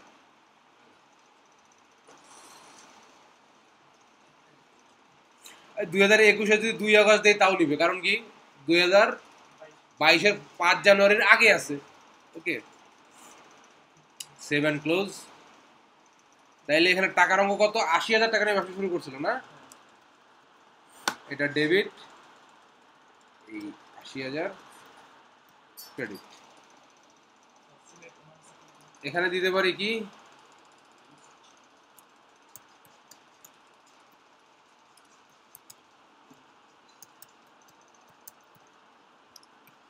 এখানে ওনার্স ক্যাপিটাল লেখা যাবে না ডেসক্রিপশনে? এই দেখা কি আলটিমেটলি ওনার্স এর ক্যাপিটালই তো, তাইলে ডেসক্রিপশনে লিখলাম আমরা ওনার্স ক্যাপিটাল। এখানে ডেসক্রিপশনটা ম্যান্ডেটরি না, জিনিসটা বুঝেন, কিন্তু ডেসক্রিপশনটা লিখবেন, কারণ জার্নাল দিচ্ছেন তো, পরে যাতে এন্ট্রিতে যা বুঝতে পারেন যেটা কেন জার্নালটা দিয়েছিলেন। হ্যাঁ হ্যাঁ হ্যাঁ,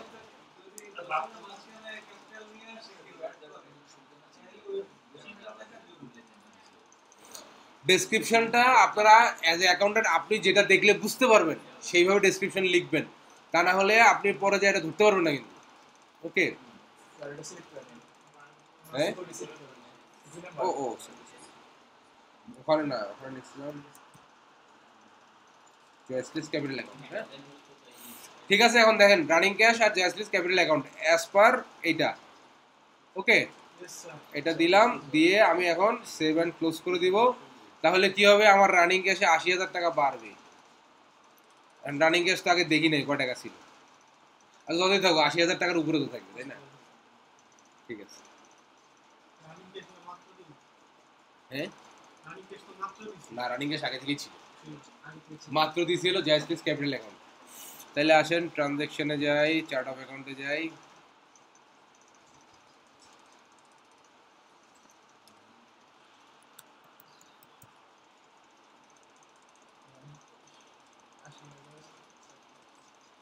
$80,074 টাকা, মানে আগে 74 টাকা ছিল, 80,000 টাকা যোগ হয়েছে, মানে 80,000-এর উপরে থাকবে সোজা কথা আর কি। হ্যাঁ, আর ওটা ওই যে ইয়ার থেকে ওনার সিকিউরিটি থেকে ওটা মাইনাস হয়ে যাবে। আচ্ছা, এইটুকু তো বুঝলেন না, এন্ট্রিটা কিভাবে দিব? এখন এই যে যে 3টা শিট দিছি, আপনি হয়তো বা 2-3টা দেখে আপনি বুঝতে পারেন তো আমি পারি, এ তো আপনি পারেন, এটা তো আমিও জানি, কিন্তু এন্ট্রিটা অ্যাটলিস্ট 2-3টা শিট প্র্যাকটিস করেন। হ্যাঁ, পরে যে আপনি রিপোর্ট যে জার্নাল দেখাইলাম না, ওই জার্নালটা পুরোটা এক্সপোর্ট করবেন। পিডিএফে এক্সপোর্ট করা যায়, আপনার এক্সেলে এক্সপোর্ট করা যায়। পিডিএফে এক্সপোর্ট করে রেখে দিবেন। কেউ যদি বলে, মানে কোনো ক্লায়েন্ট যদি জিজ্ঞেস করে ভাই জার্নাল দিতে পারো, খাস করে পাঠা দিবেন, এই যে দেখো জার্নাল দিতে কত, বুঝছেন? তাহলে জার্নালটা প্র্যাকটিস করবেন, কারণ নেক্সট ক্লাসে আমাদের জার্নালটা ওকে। তাহলে আজকের যতটুকু ক্লাস হইলো আমরা ইনশাল্লাহ পারবো তো? না পারলেও কোনো অসুবিধা নেই, না পারলেও কোনো অসুবিধা নাই। নেক্সট ক্লাসে দরকার বললে এটা নিয়ে আবার আলোচনা করবো, কোনো অসুবিধা নেই, ঠিক আছে? বাট আমার একটা রিকোয়েস্ট হচ্ছে, একটা দুটো এন্ট্রি হলেও আপনারা ওই যে কাস্টমার সাপ্লায়ারের এগুলো একটা দুটো এন্ট্রি হলেও আপনারা অন্তত দেখে আসবেন। মানে প্রবলেমটা হয় কি, ধরেন আপনি ব্যস্ততার কারণে সময় পান নাই, দেখতে পারেন নাই, তখন পরের ক্লাসটা ধরা আপনার জন্য একটু কঠিন হয়। বাট যদি একটু সময় করে, আধা ঘন্টা সময় বের করে দুটো একটা এন্ট্রি কুইক বুকে দিয়ে আসেন, তাহলে পরের ক্লাসটা বুঝতে খুব সুবিধা হয়, মজা পাবেন। এই যে ছাত্র কমে যায় কখন জানেন? যখন সে ক্লাসে মজা পায় না। সে যখন শুধু ক্লাস করে যায়, নিজে কোনো প্র্যাকটিস করে না, তখন আর ক্লাসে সে মজা পায় না। বাট নিজে যখন আপনি সময় দেন না, সারা সপ্তাহে 2 ঘন্টা সময় দেন, সারা সপ্তাহে 2 ঘন্টা সময় দিলে এনাফ, লাগে না তো? হ্যাঁ, আর ধরেন যে যখন আপনি একটা জিনিস বুঝবেন তখন কিন্তু ওটা কাজ করতেও মজা লাগে, আর যখন আপনি বুঝেন নাই তখন দেখবেন মাথা চুল ছিটতে ইচ্ছা করে, এটা কি হইলাম, কেন পারতেছি না। ওকে, তাহলে আজকের ক্লাস এখানে শেষ।